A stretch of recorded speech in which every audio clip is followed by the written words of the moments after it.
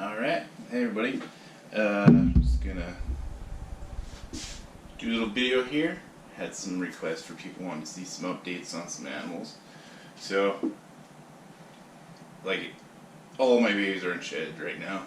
I had kind of put this time aside, planned it in schedule, so I've been pretty busy. Yeah, of course everything's in shed, so yeah, it's the way she goes, I guess. But some of the animals, the ones I want to show, the ones I'm most pumped about, are not in shed. So I guess we count our blessings there. So yeah, what's been going on with me? Well, been training a lot. I compete in strongman. If you follow me on Instagram, you probably know that. But yeah, had a competition. Got another one coming up. So it's a lot of training. Lots of sleeping, a lot of eating, that's why I am pretty fat right now. I'm also pretty strong, so it's worth it, in my books, at least. Yeah, so far as the season's going, it's going pretty kick-ass, actually. Some disappointment. My chocolate, she gave me 2 good eggs.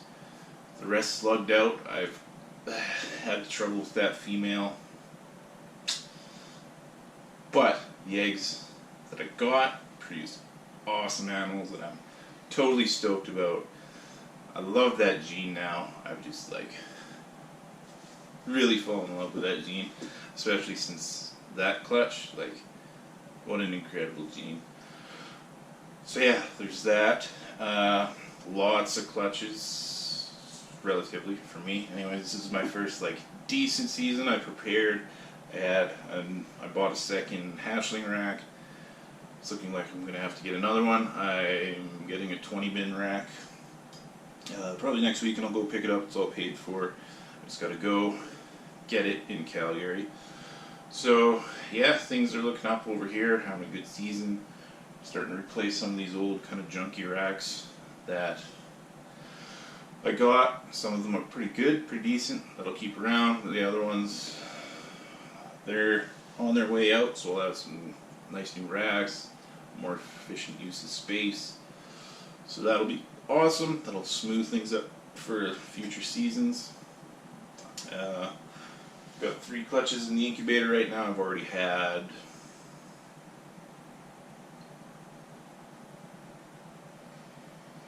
4 clutches. I've got more on the way. I've got a red stripe that's about to lay eggs. She's smaller than I would have liked to have bred her, but she went off food. She's doing the breeding thing, she wanted to breed, always searching for a male, so threw a male in with her, and I was like, alright, get her lock up, get her back on food. She went back on food, great, but now she's going. So, ideally, I could have let her go another season, but she wanted to go, and turns out we don't have the control we like to tell ourselves that we do, and she went. Also, my Pastel Clown female, she was bigger, she had the size, she was a little younger, she was just under 2 years. I like to wait until they're 2 years, at least. But she was doing the same thing, went off food, front of the bin, searching for a male, so gave her 1 lockup. She went back on food, but then she started building. So I had a GHI het clown male that I paired with her once as well. And that clutch is in the incubator. It's due first week of August, so which is when my competition is. Of course, it seems to be my luck this year. But yeah, be exciting to see. I'm hoping that GHI gets the clutch and I get a visual GHI clown, any gender, don't care. If I get one, man, I'm gonna be stoked, especially because that male, he just went off food, which males do a lot, and he never really went back on. So I shelved him, left him in the bin. He wouldn't eat. Then one day he just took the most putrid bowel movement, like really stinky. So that was nasty, and then the next day he died. So yeah, that sucks, but it's the way she goes. You're working with animals, sometimes you have a loss, and that sucks. And a lot of people act like it doesn't happen, but it happens. I've had losses. I've dealt with shit, and it sucks, but it's part of the hobby, and it's got to be transparent about it, so people, new people when they come in, stuff like that happens, they know that, like, hey, that happens. It's part of the hobby. We try and reduce the risk of that happening as much as we can, but in the end, these are living animals. It's a lot of things beyond our control, and yeah, sometimes you lose an animal. It's not the first time it's happened to me. Hopefully it doesn't happen much more, but it'll probably happen again, and it sucks, but it's the way she goes. So anyways, bit of a rant there. Yeah, I'll show you some of my new hatchlings that I am absolutely stoked about. And yeah, I was planning on showing a lot more. There's a clutch that I did. It was yellow belly. That was possible head G-stripe actually. I paired her to Spectre Enchi Hypo. Going for Enchi Super Stripes or Super Stripe. Missed on the Super Stripe. That clutch was really tough to see what you got. You got a lot of similar genes working together. I was planning on filming those, seeing if maybe some of you people out there in YouTube world could help me out. But I think I'll just wait for another video for those, and I'll show you basically the highlights and show you any other adult animals I can think of that you might want to see. But yeah, let's get to it. Alright everyone, so here is the first one that this is the first big one that I hatched out this year. This is a pastel butter blade clown, and I have been shooting for this animal for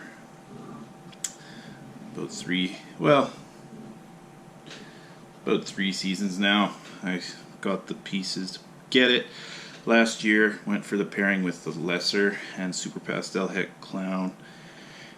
Missed. I hit a couple pastel clowns. The odds weren't in my favor. I even missed on the lesser clown. So yeah, this year hit on this. I actually hit two of them, produced 1.1. This is the female. The male was a bit of a better eater, and is in shed right now, but I'm just absolutely stoked with this one. She'll be staying here with me. She's absolutely beautiful in my opinion, and yeah, she's gonna stay here with me. I don't know if the camera's getting this, but like, she's like peach through here.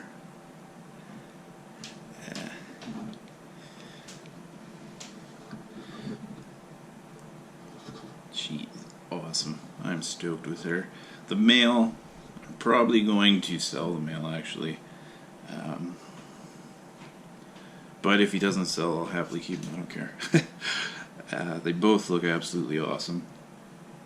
This girl, I actually prefer the look of her. She's got like, her head scales here have like little mustache looking things. So yeah, absolutely stoked with this one. Love her. Haven't thought of a name for her yet.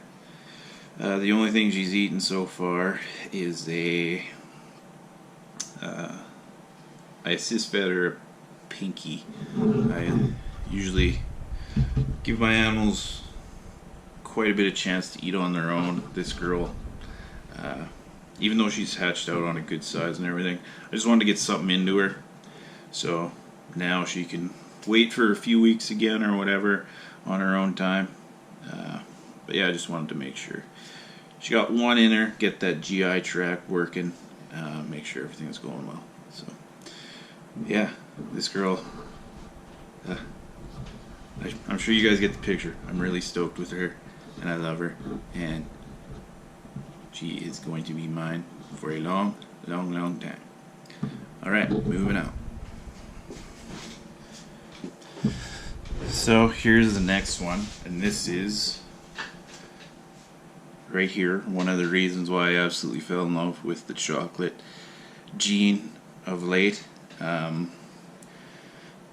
This is not a crazy combo by any means, but it looks absolutely crazy in my opinion. I'm a big fan of the dark morphs. I know they seem to be having a renaissance in the hobby, with Blackhead coming back and everything. So yeah, this is just a cinnamon Blackhead, or sorry, cinnamon chocolate, and like it has the craziest black back. Like, this thing's crazy. I just love it. Like, such a simple morph, and it just looks insane. Crazy. I just love this animal. Even people like my fiance, she is not into ball pythons at all or anything, but I showed her this one. She's like, whoa, that is a cool looking snake. And I absolutely agree with her. It is the coolest looking snake. Well, not the coolest, but like, it looks awesome. For 2 genes, man, like, this thing is nuts. It's a female, and she's staying here with me. Not for sale at all. Like the head, everything, the eye stripes. It's got awesome flaming on the sides. Like, when I saw it in the egg, I thought it was actually a chocolate fire, but no, chocolate cinny. Love this. Oh, I just love the chocolate gene now. And now I'll show you the clutch mate. Alright, so here is the clutch mate of the chocolate cinnamon. This is a banana chocolate cinnamon. I'm trying to figure out if it has fire in it, because I've produced banana Cinefire before, and it has this kind of same lavender look, but I'm not sure. The side pattern, or the side flaming, well, the alien heads are crazy orange, but there's some orange in here, and when I produce the banana Cinefire, the way you can tell, or the way I was able to tell, was the flaming wasn't as intense in the side. So I've asked online on Facebook groups if people had banana chocolate combos. Haven't seen anybody respond with like anything with fire in it, so we'll see. The pairing was the female was a chocolate, and the male was a banana Cinefire. So I don't really care if it has fire in it. It'd be cool if it does, because I have some vanilla females and stuff that I would like to have a powerhouse fire combo for. But either way, this is a male staying here, gonna be my breeder. I have lots of chocolate stuff, and it's gonna be awesome. Yeah, this animal, I just pull it out. Same with the chocolate cinny, and I just stare at them. I'm just like, these things are awesome. This snake is awesome. So, yeah, you guys just admire that. Admire that one. Admire them both. If any of you have ever seen or hatched out any of these, let me know what you think. I can see the camera's probably not picking up the color the greatest, but yeah, this thing's insane. Like, the more you look at it, it's just like deep lavender around the alien heads, and then more like orange, pinkish, blushing, deep orange alien heads. Then it has kind of that faded out dorsal striping from the cinnamon. Like, ugh, this thing is just insane. Oh, I can't wait to see how this thing grows. It's one part of the hobby I really enjoy, is especially when I hatch out my own, is just watching how they grow. Some people say, oh, they wash out, blah blah. To me, that's part of seeing them age. You get to understand how the genes work, what you can put together to maybe stop them from washing out and stuff, how you can improve that stuff. So all that, man, that's part of the enjoyment of keeping these animals to me. So yeah, it's just looking at things I can do with this animal and how I can put those genes together differently to get the coolest looking animals. Definitely I'll be breeding this into the clown for sure. Oh man, so much to do with this, and I very much look forward to it. Alright, moving on. Alright, so moving on from the hatchlings. This is one I produced late last year. This is the banana Cinefire I produced last year. Just give you an update on her, seeing how she's grown. She's gotten extremely yellow. Has still kept good contrast, so she hasn't like washed out crazy or anything, which is good. She's currently on her feed strike. She's doing that thing ball pythons like to do, kind of around 1,000 grams. She's gotten extremely defensive in the past little while. I put her in a big, in a larger bin, so maybe I'll switch her back to a smaller one again, see if she feels a little more secure then. But yeah, she's growing well. Seems to be healthy as a whip. Slowed down on the food, which is fine. That's kind of their cycle they do. So yeah, this girl still looks awesome. Probably at least a year away from before we're looking at any sort of breeding plans for her. But right now it's probably looking like haven't really thought it out a whole bunch just yet. Yeah, what do you think I should breed to her? I was thinking of getting a super vanilla male combo. I'm breeding that to her, see what we get. Could breed her to a clown combo, then get some banana fire, head clown, stuff like that, which might be pretty cool. So yeah, or I could go the dark, maybe do some super banana chocolate combos or something like that.